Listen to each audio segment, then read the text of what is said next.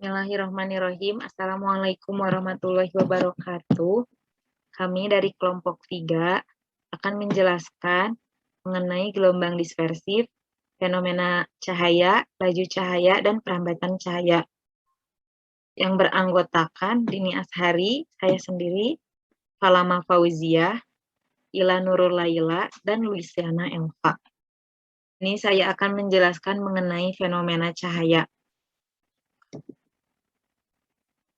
Gelombang dispersif adalah perubahan bentuk pada gelombang ketika gelombang merambat melalui medium sebagai peristiwa penguraian sinar cahaya yang merupakan campuran panjang gelombang menjadi komponen-komponen karena pembiasan. Dispersif dapat terjadi karena akibat adanya perbedaan deviasi yang disebabkan oleh perbedaan kelajuan gelombang saat melewati pembias. Kemudian, peristiwa dispersif dapat diamati pada terurainya gelombang cahaya polikromatik menjadi gelombang cahaya monokromatik ketika melewati prisma. Hal ini terjadi karena peristiwa dispersif gelombang mengalami perubahan bentuk ketika melewati suatu medium yang dispersif, atau dengan kata lain, mediumlah yang dapat merubah kecepatan di mana hal tersebut bergantung pada frekuensinya. Contoh gelombang dispersif yaitu gelombang elektromagnetik. Gelombang elektromagnetik adalah gelombang yang memancar tanpa media rambat yang membawa muatan listrik dan muatan energi. Nah, gelombang elektromagnetik itu tidak membutuhkan media rambat, sama halnya seperti radiasi. Sehingga gelombang elektromagnetik ini seringkali disebut dengan radiasi elektromagnetik.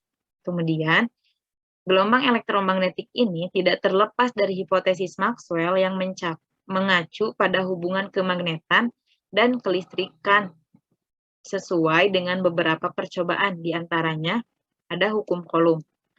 Berdasarkan hukum Coulomb, hipotesis Maxwell menyatakan bahwa muatan listrik yang dipercepat akan menimbulkan medan listrik dan medan magnet yang menjalar bersamaan dan mampu merambat melalui ruang hampa. Maxwell menyebut sesuatu yang merambat itu sebagai gelombang elektromagnetik. Kemudian berdasarkan hukum Biot-Savart, dikatakan bahwa arus listrik dapat menghasilkan medan magnet di sekitarnya.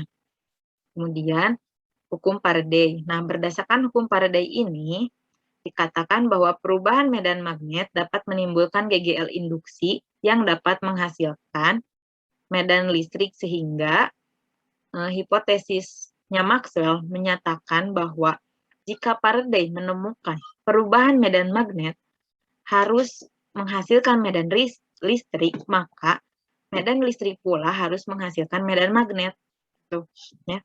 Kemudian dari ketiga hukum tadi dan hipotesis Maxwell tadi, disebutlah bahwa hipotesis yang dikemukakan oleh Maxwell dikenal dengan sifat simetri medan listrik dengan medan magnet. Gitu.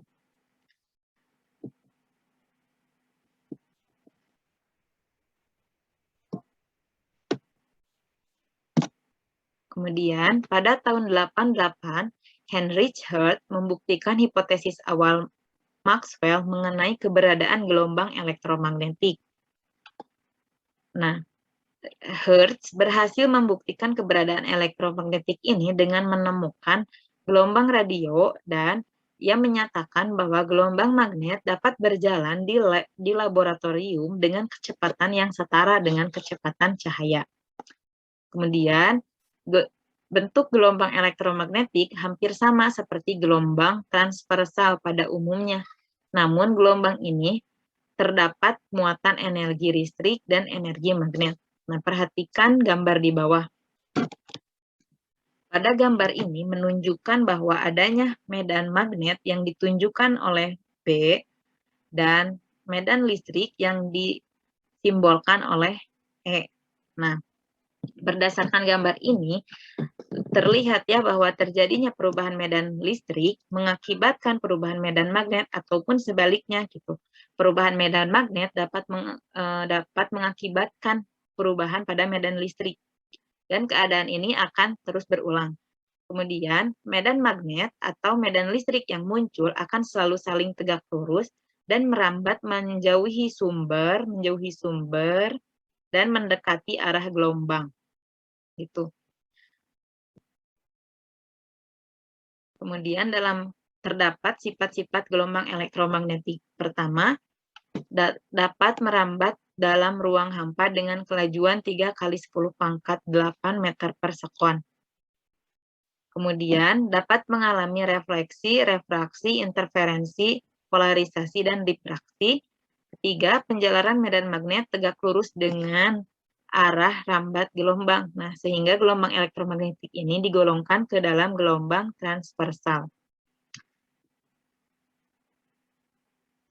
Kemudian terdapat spektrum gelombang elektromagnetik. Di sini saya akan menjelaskan bagian-bagian dari spektrum gelombang elektromagnetik yang didasarkan pada frekuensi terkecil hingga yang terbesar.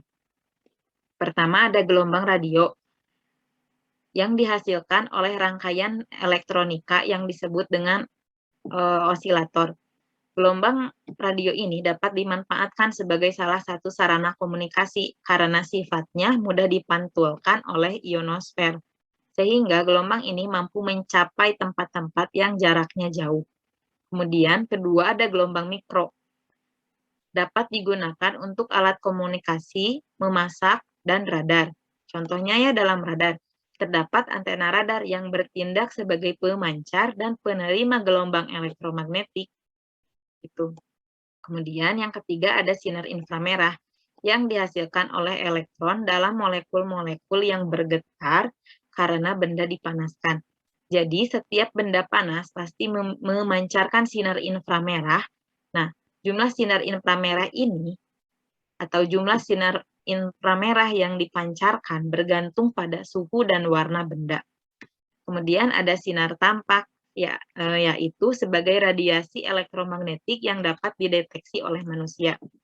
Dalam sinar tampak ini, terdapat spektrum warna dari panjang gelombang terbesar hingga yang terkecil, yaitu warna merah, jingga, kuning, hijau, biru, nila, dan ungu.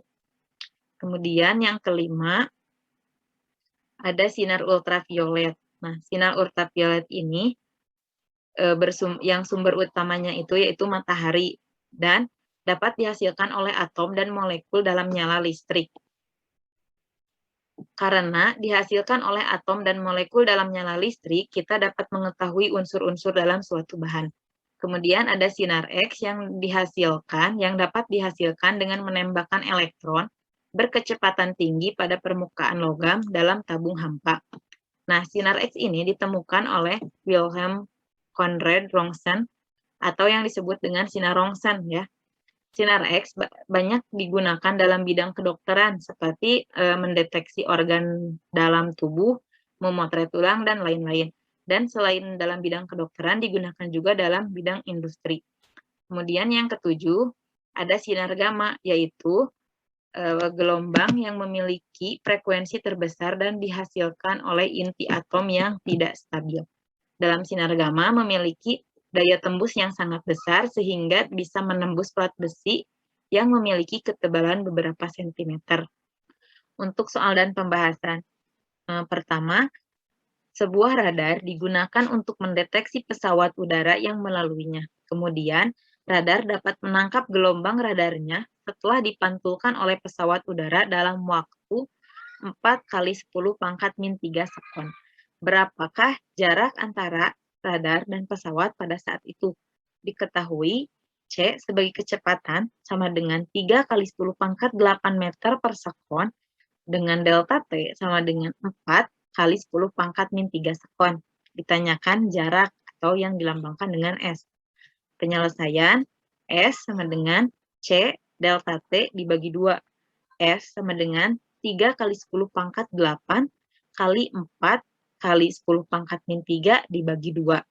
S sama dengan 9 kali 10 pangkat 5 dibagi 2, kemudian menghasilkan S sama dengan 4,5 kali 10 pangkat 5 meter, diubah ke dalam kilometer menjadi 450 kilometer. Jadi, jarak radar dan pesawat pada saat itu yaitu 450 kilometer. Sekian yang dapat saya sampaikan. Mohon maaf apabila terdapat kesalahan. Wassalamualaikum warahmatullahi wabarakatuh.